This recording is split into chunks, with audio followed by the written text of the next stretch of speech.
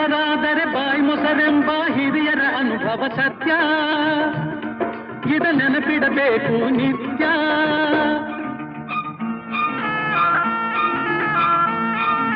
ಕೈ ಕೆಸರಾದರೆ ಬಾಯಿ ಮೊಸರೆಂಬ ಹಿರಿಯರ ಅನುಭವ ಸತ್ಯ, ಇದ ನೆನಪಿಡಬೇಕು ನಿತ್ಯ.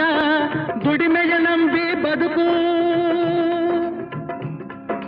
ದುಡಿಮೆಯ ನಂಬಿ ಬದುಕು, ಅದರಲ್ಲೇ ದೇವರ ಹುಡುಕು.